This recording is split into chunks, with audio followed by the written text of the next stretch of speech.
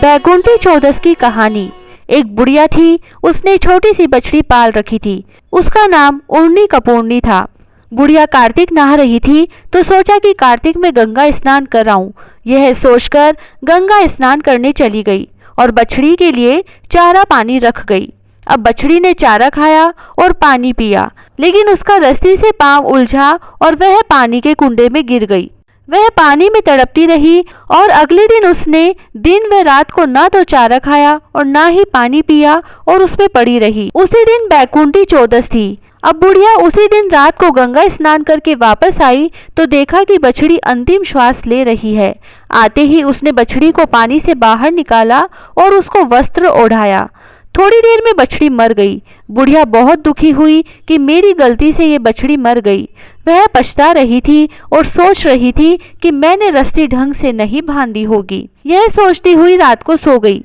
रात को सपने में बछड़ी ने आकर कहा कि बुढ़िया माई, तुम क्यों दुखी हो रही हो? मुझे तो सीधा बैकुंठ मिला है। आज बैकुंठ चतुर्दशी है, मुझे तो मोक्ष मिला है और यह देह छोड़कर मैं राजा के घर एक कन्या के रूप में जन्म ले रही हूँ। तुमने तो पूरे महीने कार्तिक नहाई थी, मैं तो एक दिन ही नहा पाई। अगर तुम नहीं जाती तो मेरा बैकुंठी चौदस का स्नान कैसे होता? तुम्हारी वजह से ही मुझे मोक्ष प्राप्त हुआ है। बुढ़िया ने यह सुना तो बहुत खुश हुई और सोचा कि एक दिन के स्नान से ही बछड़ी को बैकुंठ मिल गया। इसीलिए अगर पूरा महीना नहीं नहा सको तो सिर्फ एक दिन ही स्नान, ध्यान, व्रत, उपवास, दान, पुण्य, ब्राह्मण भोजन, यज्ञ हवन कर लेवे तो बहुत ही पुण्य मिलता है। हे बैकुंठनाथ भगवान, जैसे आपने बछड़ी का मोक्ष करा वैसे सबका करना। कहता ने सुनता ने हुकारा भरता ने अपने सारे परिवार की रक्षा करना। तुलसा जी की कहानी। कार्तिक के महीने में सब कोई तुलसा माता को सींचने जाती। सब कोई तो सींच के आ जाती, पर एक बुढ़िया माई आती और तुलसा माता से रोजाना कहती, तुलसा माता सत की दाता, मैं बिड़ला सींचू तेरा, तू कर निस्तारा मेरा। तुलसा माता अड़ुआ दे, लडुआ दे, पीतांबर की धोती दे, मीठा मीठा ग्रास दे, बैकुंठ का वास दे, चटके की चाल दे, पटके की मोत दे, चंदन का काठ दे, झालर की झिनकार दे, साई का राज दे, दाल भात का जीवन दे, 11 का दिन दे, कृष्ण का कांधा दे। इतनी बात सुनकर तुलसा माता सूखने लगी। भगवान ने पूछा कि तुम्हारे पास तो इतनी औरतें आती हैं, तुम्हें जिमाती है, गाती हैं, तो भी तुम कैसे सूखने लगी? तुलसा माता ने कहा कि एक बुढ़िया माई आती है जो रोजाना इतनी बात कहकर जाती है। मैं और तो सब कुछ दे दूंगी, पर आप कृष्ण जी का कांधा कहाँ से दूंगी? थोड़े दिन बाद बुढ़िया माई मर गई। सब कोई उसको उठाने लगे, पर वह इतनी भारी हो गई कि उठे ही नहीं। सब कोई कहने लगे कि पाप घाट की माला फेरती थी जिससे इतनी भारी हो गई। भगवान बूढ़े ब्राह्मण का रूप धारण करके आए। सबसे पूछने लगे कि इतनी भीड़ क्यों हो रही है? सब बोले, एक बुढ़िया मर गई है, पापनी थी इसीलिए किसी से नहीं उठती। तब भगवान बोले कि इसके कान में मुझे एक बात कहने दो तो यह उठ जाएगी। सब ने कहा, तू भी अपने मन की निकाल ले। भगवान ने जाकर उसके कान में कहा, बुढ़िया माई, तू बिड़ला सींचे मेरा, मैं करूँ निस्तारा तेरा। बुढ़िया माई अड़ुआ ले, गड़ुआ ले, पीतांबर की धोती ले, पटके की मोत ले, मीठा मीठा ग्रास ले, बैकुंठ का वास ले, चटके की चाल ले, चंदन का काठ ले, झालर की झिनकार ले, साई का राज ले, दाल भात का जीवन ले, कृष्ण का कांधा ले। इतना सुनते ही बुढ़िया माई हल्की हो गई। भगवान उसे कांधे पर ले गए और उसकी मुक्ति हो गई। हे तुलसा माता, जैसा उसकी मुक्ति करी ऐसा हमारी करियो, जैसा उसको कांधा दिया वैसे सबको दियो। पीपल पतवारी की कहानी। एक गुजरी थी, उसने अपनी बहू से कहा कि तू दूध दही बेच के आ। वह बेचने गई तो रास्ते में औरतें पीपल पतवारी सींच रही थी। उनको सींचता देखकर बहू ने पूछा कि तुम यह क्या कर रही हो? औरतें बोली कि हम पीपल पतवारी सींच रही हैं, इससे अन्न और धन होता है, 12 वर्ष का बिछड़ा हुआ पति मिल जाता है। बहू बोली, ऐसी बात है तो तुम तो पानी से सींचती हो, मैं तो दूध से सींचूंगी।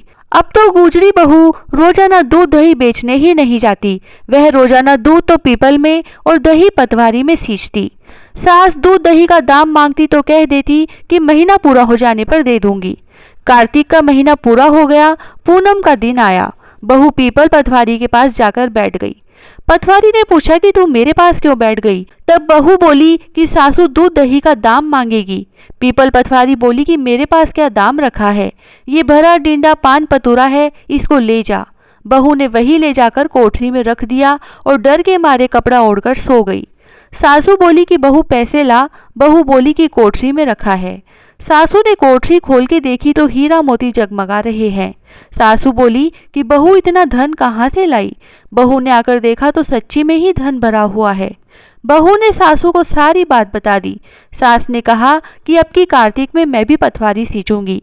कार्तिक आया, सास दूध दही तो बेचकर आ जाती और हांडी धोकर पीपल पटवारी में चढ़ा देती।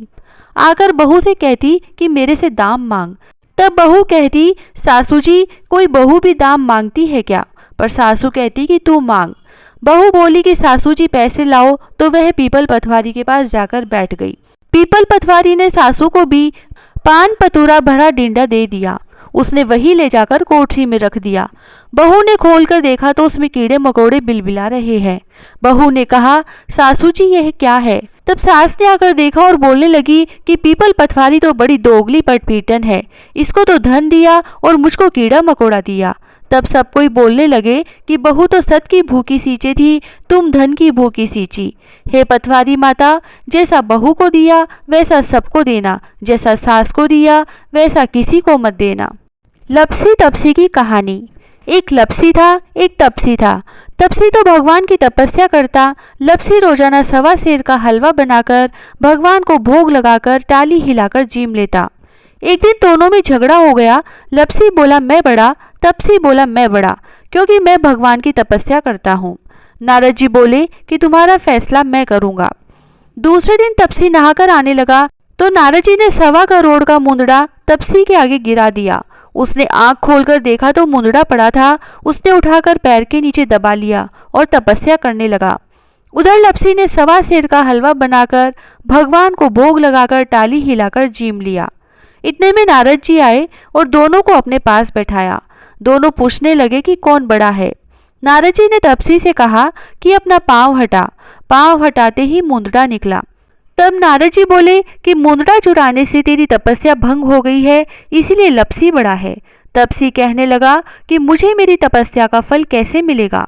नारद जी बोले कि तेरी तपस्या का फल कार्तिक नहाने वाली देंगी। सब कहानी कहकर तेरी कहानी नहीं कहेंगी तो कार्तिक का फल तुझे हो जाएगा। धोती देकर अंगोछा नहीं देंगी, सीधा देकर दक्षिणा नहीं देंगी, ब्राह्मण जिमाकर दक्षिणा नहीं देंगी, दीवा चास कर हाथ न जोड़े तो तेरा पुण्य होगा। कपड़ा देके बटन न लगावे, दाहिने हाथ नाड़ा बांधे तो सबका फल तुम्हें हो जाएगा। और इतना कहकर नारद जी चले गए।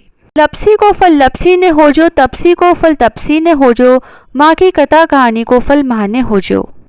विनायक जी की कहानी। एक बुढ़िया माई थी, वह मिट्टी के गणेश जी की पूजा करती थी। वह मिट्टी के गणेश जी रोज बनाती, रोज गल जाते।